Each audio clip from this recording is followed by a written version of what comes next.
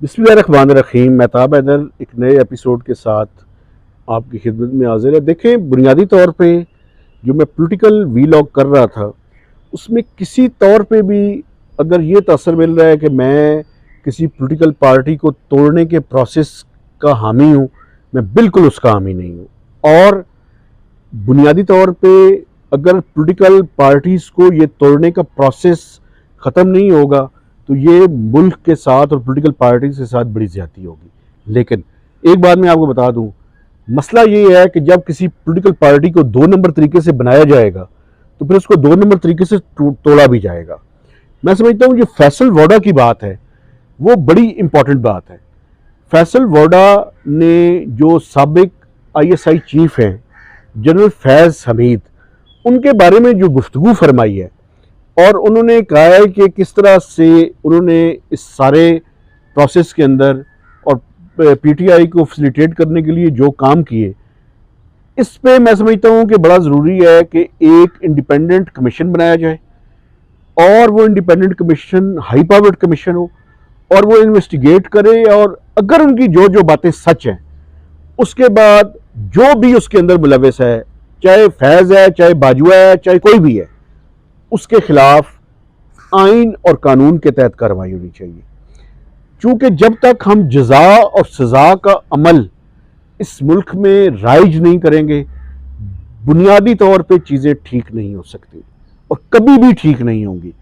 अब ये जो पॉलिटिकल पार्टी बनाई गई थी और अभी जो परिंदे उड़ने वाली मैं बात कर रहा था, देखें, अब आप जब जहाज के जहाज भर के लाए जा रहे थे तो इमरान खान साहब आप बड़े खुश थे।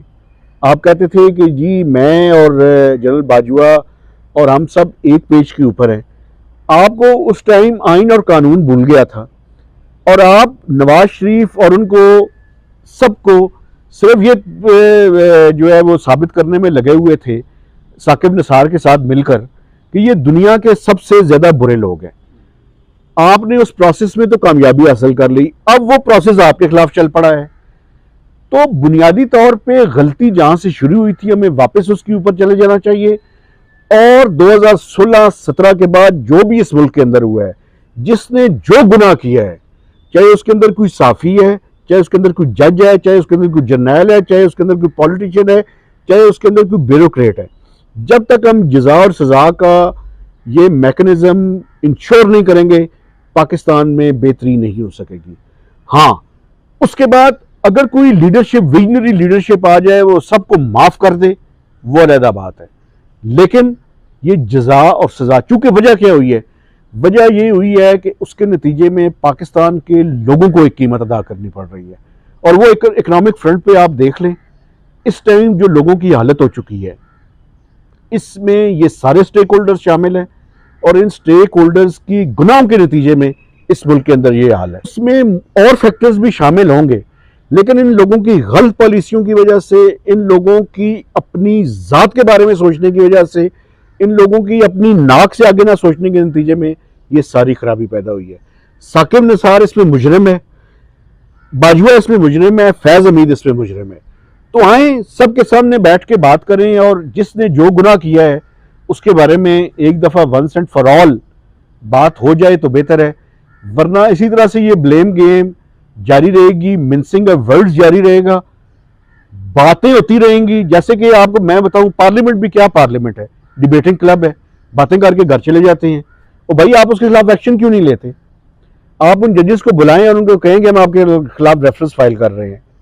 अभी भी इस टाइम भी जो जजेस के दरमियान जिस तरह की तकसीम है, वो मैं समझता हूँ इस मुल्क के लिए किसी तौर पे भी अच्छी नहीं है।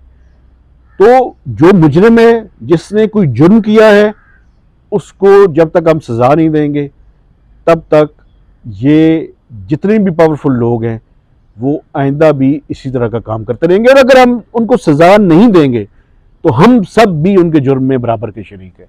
और अगर हम ये बात भी नहीं करेंगे तो हम अपने ज़मीर के मुजरिम हैं। मैं समझता हूँ कि बहैसियत जर्नलिस्ट मेरी ज़िम्मेदारी है कि मैं अपने ज़मीर के सामने जो बात मैं ठीक समझता हूँ उसको आपके सामने बयान कर दूँ। तो महताब हैदर को नए वीलॉग तक इजाज़त दीजिए। खुदा हाफिज़।